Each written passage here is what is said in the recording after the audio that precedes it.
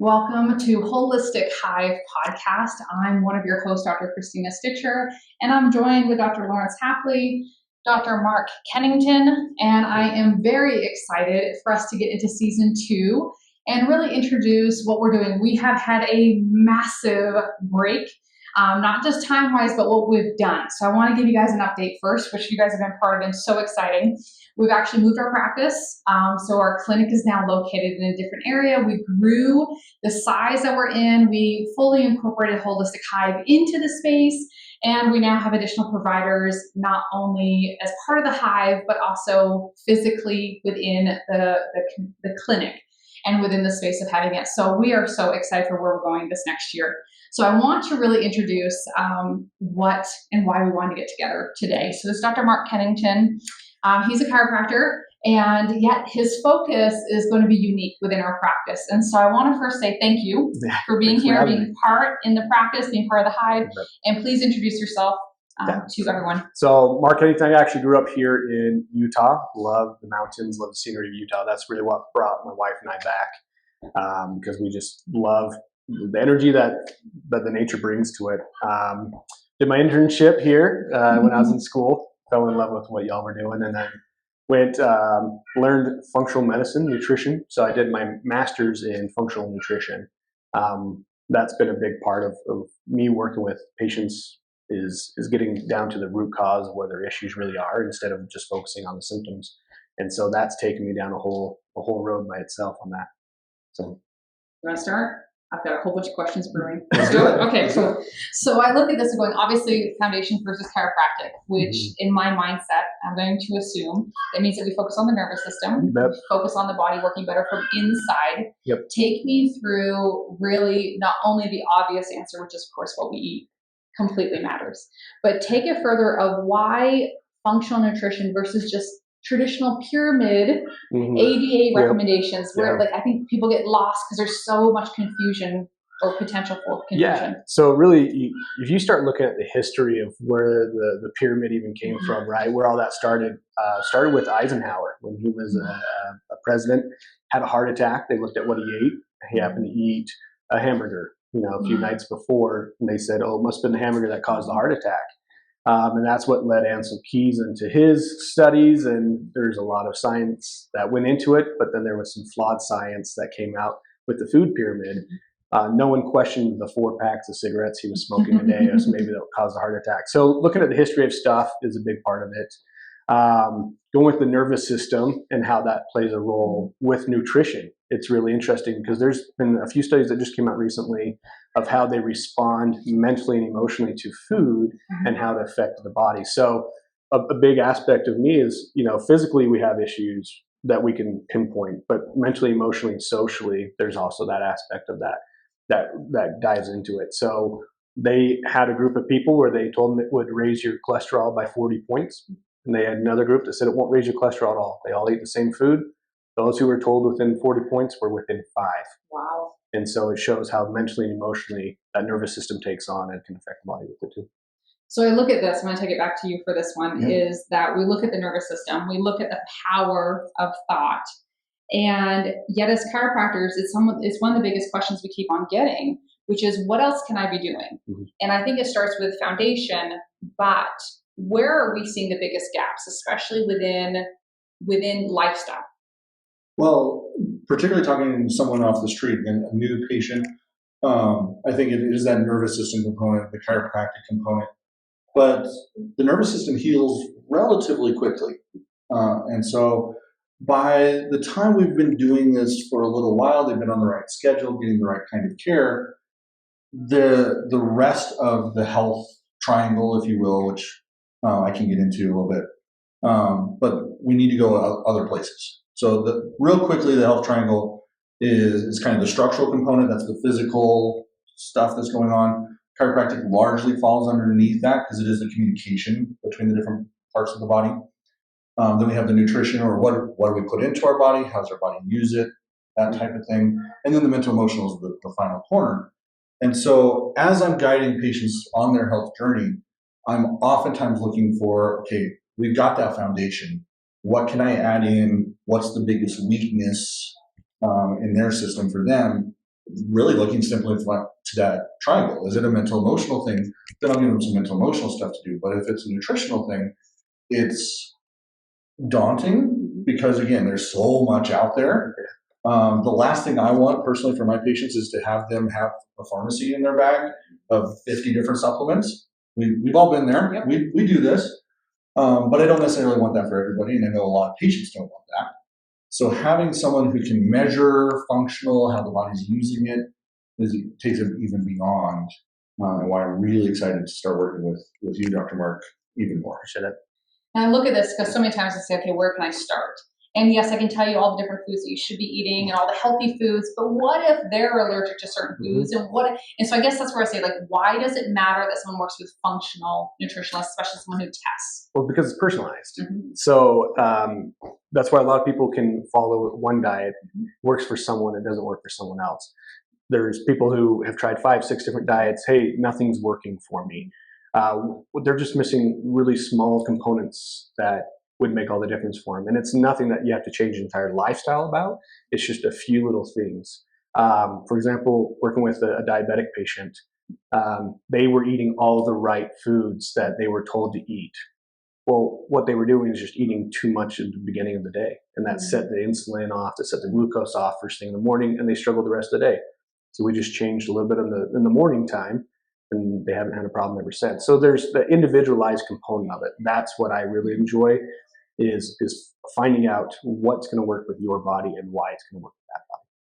I think so many people go back to that example. Well, my friend did this, my sister did this, my mom has tried this, and it didn't work for her, which means it won't work for me. Yep. Or the worst is, and I think it is worse, is, well, it did work for her, but why is it not working for me? Which I think starts this pattern of my body must be broken. Yep. My body must be the unique one. My body must be weird. How do we overcome this mindset that we have, which is that the body's intelligent? It's highly intelligent. It wants to heal, repair itself. It always goes towards healing if there's no interference. How can we help reinforce that?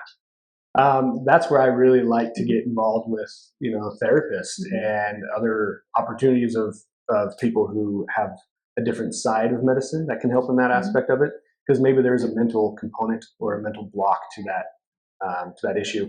Chiropractic, I've seen do wonders for people, where, hey, I'm doing this diet, I'm not feeling good, my stomach hurts. We do some chiropractic care, and then within just a short amount of time, they don't have that issue. So looking at what components actually going to help is a big part of that. Okay, so take me through. Say I say I'm ready to get started. What do I need to do? What does it look like? What is the typical process when you start working with someone for functioning? Yeah, so I'll sit down. I'll spend 45 minutes with you. That's just to get to know you. I just want to ask questions. I want to see what your lifestyle is like. I ask about social health. I ask about mental health, emotional health, because those are big aspects in it as well. We'll talk about a little bit about what you eat. I ask why you eat certain foods. That's always an interesting answer to get. I want to know what blood work I could do. If we're going to do some blood work, I like to get into, okay, which markers do I need to really look at? And I don't just do, like for a thyroid, I don't do just TSH and T4, T3. We're looking at what issues are you having. So we're looking all the way to thyroglobulin antibodies, thyroperoxidase antibodies. So we dive a little heavily more into that. And then we look at the numbers different than most docs do. So once we get the blood work back, it's going through, looking at what the issue is, looking at our first visit, what were the answers, what were the lifestyle, and coming together to do that. So that's a big component as well. I don't give you a meal plan and say, this is what you're going to do. We work together that, hey, this is my suggestion. How do you feel about that? Because I can tell you what to eat. You walk out, you don't do it, then we're just both frustrated at that point. But if we can come together with a plan and say, I will do that, I won't do that, then that helps us be able to get to your health faster. I love it. I love how it's this mindset of it has to be collaborative, and it has to be that, like we always say as doctors, we can't do more for you than you're willing to do for yourself. Exactly, I think it really reinforces that mindset. So let me give a good example that I guarantee people are thinking. Let's go thyroid. Okay. I've had my thyroid checked. My doctor says all my numbers are within normal limits. And so then why are you different? Why is what you look at different? So I love that question. I get to ask myself, okay, so when you get your blood work done, you'll get a range of numbers from the lab. And that is what most doctors will look at. Hey, you should fall within these numbers. So What we look at is what's called the functional numbers. This is based off research. This is based off years of knowing these are the numbers. Because the lab, the numbers they're giving you, they update those numbers every 6 months. And they just say, hey, of all the blood that we've done in the last 6 months, we did a bell curve, 98% of the people fall within this, right? So then you start looking at the population. Is the population healthy, right? But that also doesn't take into consideration male, female. It doesn't take into consideration postmenopausal, premenopausal. So your thyroid is being, checked next to someone who doesn't have a thyroid now, or someone who has an excessive thyroid. Those numbers don't work well with you. So it doesn't give you the answer of your body. It gives you the answer of the community. So I'm going to restate that just so this is like, to me, the gold. Okay. When my normal value means, yay, I'm average for the typical area that's being studied. Yep. It doesn't mean I'm healthy. Yeah. It means that I fall within average. Yeah. And that changes. And for a fun example, I actually had somebody that wanted to prove this. Yeah. So we did blood work here in Salt Lake, and then they drove down to St. George and got the blood work. And the lab values came back totally different. And in some areas he was great. In some areas he wasn't, depending on the area. Okay, so now that you know, it's so important to understand this because this changes how you look at labs forever. Yep. Then, so what is the difference between normal values, what they just got, which really just means your population, versus optimal, ideal, functional values? Like, where does that fall in? So let me give you an example. Vitamin D. So the vitamin D in the lab up here in Salt Lake City, they say between 12 and 30. A functional is 50 to 80.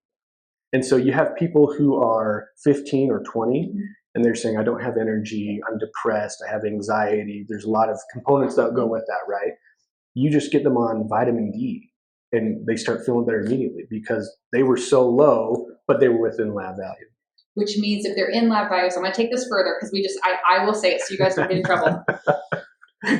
A typical provider is going to literally see normal, and say, your labs are fine, which means you must be fine, which means, because I'm not going to think patient, whatever I'm suffering from and experiencing must be in my head. It's not a medical issue. It's not a functional issue. It's not a health issue. I just got to learn to deal with it. Yes. That is so frustrating. Well, and it just adds to the mentally emotional component of that health issue. Because, no, I was told I'm okay, and I don't feel okay. We don't give that intuition and that respect to what we know deeply, and we just assume that they know. And so there's a lot of times where people say, I don't feel good. You're told you're okay, and that's just causes further issues. Okay, so let's take this a little bit further. I know that all of us had basic lab training in school. That's part of our training and understanding, which a lot of people don't even realize that. Like, we're trained in how to read blood work, and we're trained in what's going on. Now, you took a little bit more training. Just a little bit. Just a little bit. Thank you. You guys get the sarcasm there. Because I want to say that as well, as the training that we received is pretty on point for most other providers. Yep, it is. It's really it's not that chiropractors get here and nurse practitioners get here and medical doctors get here, DOs are in here. It's like, no, we all really get the same basic training. So what we're reading for average versus what we're looking for ideal is now way different. Totally different.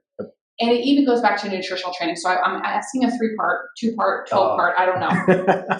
How much training does my typical provider have in nutrition and in advanced testing like you've done? Interesting question. So with nutrition, your average provider has between 0 and 6 hours. That's the truth of it. And that's 2 college classes. If that. That doesn't even have to be medical school. Yeah, there's not a requirement undergrad to begin with, which in undergrad, so I started my journey in dietetics in undergrad actually. So I know what the classes pertain, and it's the food pyramid, it's the my plate. That's pretty much all they're learning. They're not learning the deep dive into anything, but they don't have to take any nutrition. So what I always like to tell people is, when they go pharmaceutical in school, that's where we started going nutritional in school, because we had nutrition in school. They don't have a nutrition class, and if they do, it's a minimal class. It's very basic. They go off of kind of what they're told. Now, when it comes to blood work, they're given, you just go off the lab values. There is a select few that are starting to branch out. They know who they are. They keep pretty quiet for the most part, but they're doing awesome. They're seeing big results with their patients doing it that way as well. So they have to go above and beyond if they want it, just like I had to go above and beyond as well. So when you look at this, I think it's really I'm trying to be a little funny in this to point out the differences because I don't want to bash. That's the last thing I want. But I want people to understand that when you go to a primary care provider, that the training that they have is all similar. It's all foundational. And then if you're not getting the results you want, then it really comes down to you need to up level who you're going to, which means you need to up level the type of provider you're seeing in the training that they have. So take me through a little bit of the postdoctoral training that is available in the functional realm. So there is a bunch of different ones that you can choose from. They're all mostly go off the same lab values and stuff. The one that I really like is called FMU, Functional Medicine University, is kind of what they call themselves. There's a lot of other providers that are willing to give this information out. We actually have one of the best researchers in insulin resistance in Utah, in the nation, if not the world right now. And he'll say, these are the lab values you should be at. So there's a lot of research that are starting to come out saying, hey, the blood work isn't really looking great. There's Mark Hyman. He's really big. He's a medical doctor. He was my first introduction to functional medicine. He's really big on that. There's a slew of a bunch of other ones that are coming out now that you can go learn from them. That's what they're trying to put out there. But they also are saying you need to go learn, the biochemistry behind it and the physiology behind it as well. So even as you mentioned, Dr. Hyman, excellent reference. He's written books. He's very much education based as well. And he's going to come back to, if you want to know what's happening in your own body, you need to test what's happening within your own body. Because I think it's so important to go back to, we're not all going to respond to food the same way. We're not all going to assimilate nutrition in the same way. And so someone that could be eating 100% perfect food, their body could be properly fed, undernourished. They could be overfed. Right. It's like you look at all this and go, well, that doesn't make sense. Go 100. Of course it makes sense. That's why we never guess. We always test. And everyone is unique and everyone's different. And that's really the importance of finding a provider that is unique, different, and willing to look at this. Exactly. So you mentioned the first visit, sit down, really get to know someone really well. I love the mindset of why do you eat what you eat? That's like really a powerful question. And then what are you willing to do? I think that's a really important thing to say as well. Going over the lab values with them. And then you mentioned as well, like this, everyone at some point who's dove down this road ends up with a pharmacy. You have this symptom, so take this supplement. If we're not going to do medication, we'll do this supplement or this essential oil or this whatever. Right. How are you different?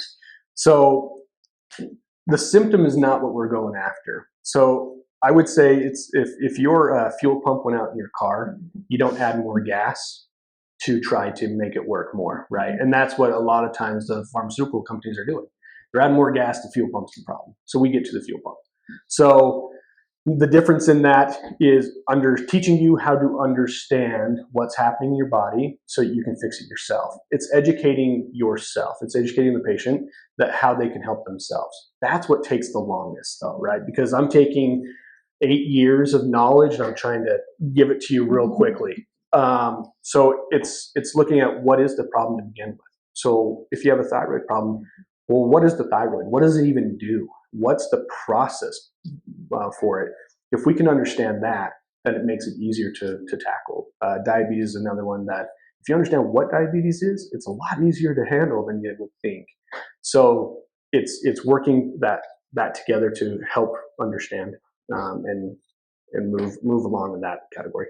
So to follow up with that one, I'm assuming it means normally some tweaks to their food, tweaks to the lifestyle, maybe, how they're thinking even, or how they're moving, and then maybe some supplementation. Yeah, and it's not taking it from worst to best overnight. That's where the majority feel like they fail. And I don't like that word, right? But it's let's meet where you're at. Let's just take baby steps. If we're trying to take that huge leap from bad health to optimal health overnight, that's a lot of frustration comes in, that mental component kicks in again. So it's slowly, gradually becoming better. There's no expectation to be the best right away. I think it's also one that it really, when you say meet them where they are, it also is acknowledging the hard work that people have put in. Absolutely. And I think that so many times it's like, well, I'm not here yet. And it's like, I think it's a human nature thing that we do. And yet we're judging ourselves and we're shaming ourselves and whatever crap we're giving ourselves because I'm not here yet. And the answer is, stop it. It's part of the journey. And so I look at that and then I'm assuming follow up. What does follow up look like for you? So follow up for me is, hey, every once in a while, let's just touch base. Let's see where we're at. Whether that's telehealth or that's coming in the office, let's sit down, let's meet. After doing blood work, I like to, within 3 or 4 months, redo the blood work. The reason I like to do that is because it tells us, are we on the right track? Are we making the right decisions? It can also tell me if you're really doing what you say you're doing. It can also let us know, hey, this was working well, and maybe we need to make a few corrections there. So once you've done a few, it's every 6 months to every year is where I say you need to do blood work. We should be doing blood work yearly to see where our body's going and how are we adapting to everything in life. We just normally don't do it until we have those symptoms and feel sick, and we need to do more often. We need to change this mindset from waiting until we're literally in the ditch dying to I recognize something's not quite right.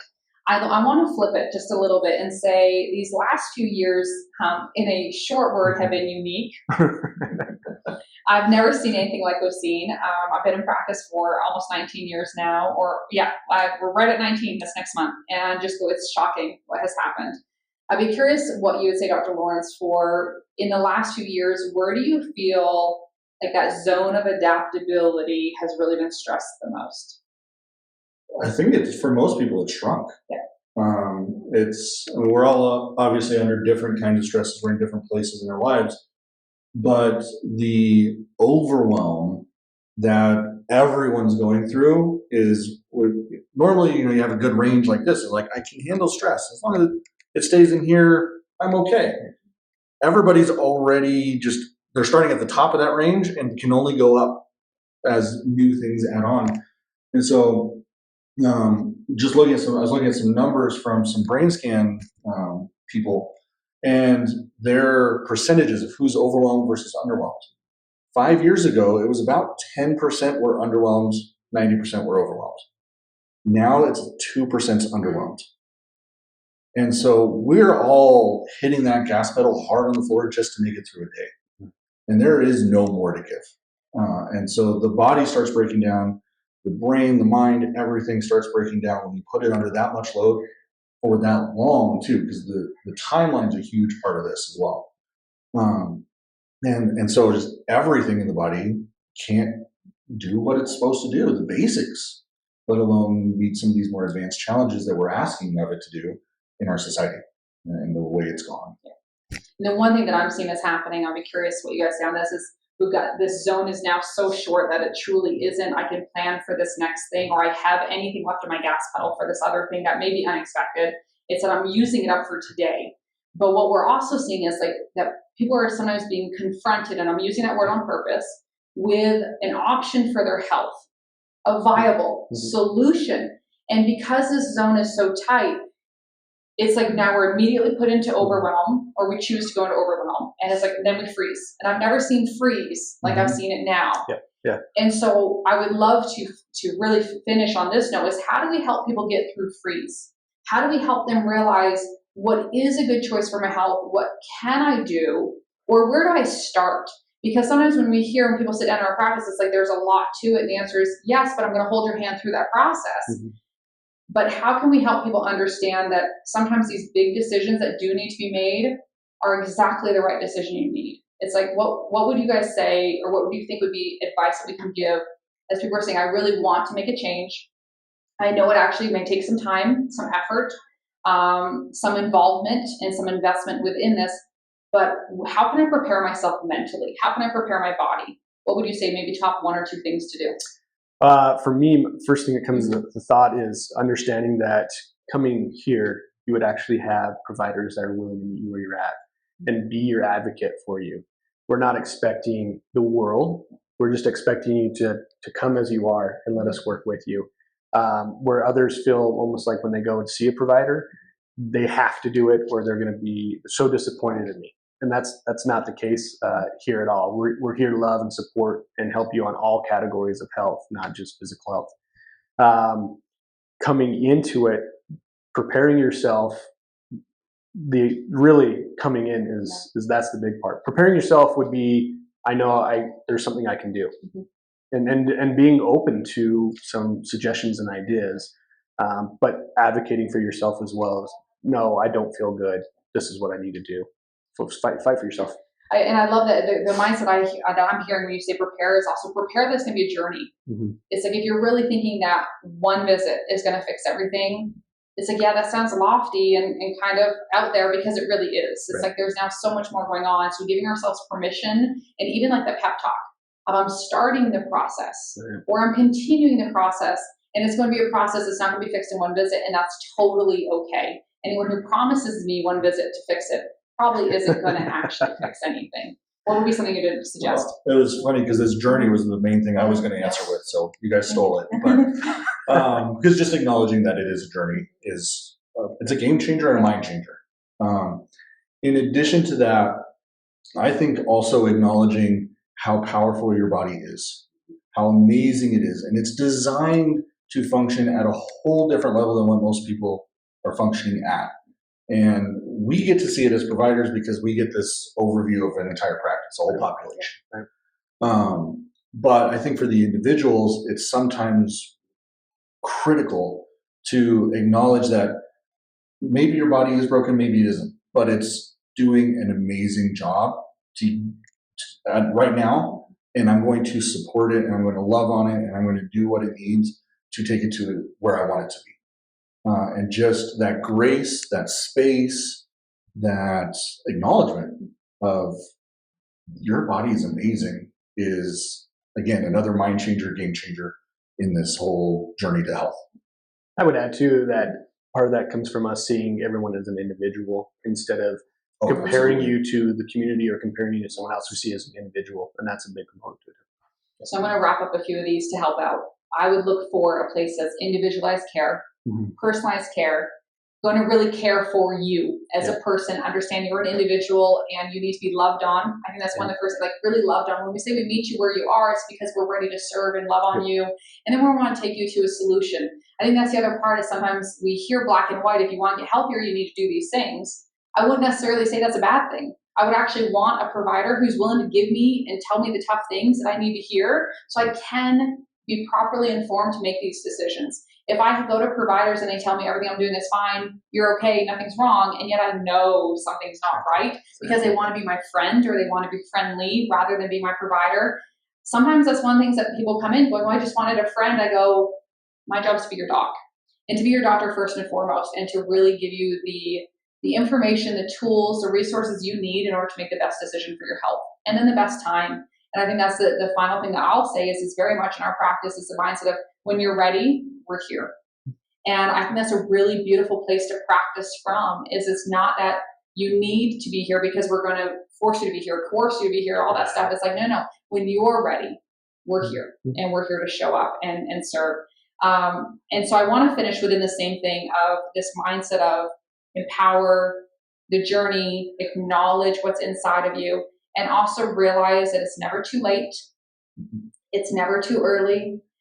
Your health can always be better. I also believe that health is a birthright, that we deserve to be healthy. We deserve to be living at our best. And it's like, and I'm speaking partly for me, it's like, even if you've had years of issues, keep on the journey because there is an answer, there is a solution, and it's one that you're not alone in this process. And that's why we're doing this. And that's why we partner with so many providers and we work. If you're not local to this area, that's totally fine. Within functional, there's some options and some opportunity to work, even if you're not local. So that's what's really cool is reach out. Let us know if it's something we can't help you locally, then we will help find the right providers for you. That's the whole reason we do this. And we are excited to really start off season 2 of the Holistic Hive. So thank you for joining us. Thank you for having me. I appreciate that.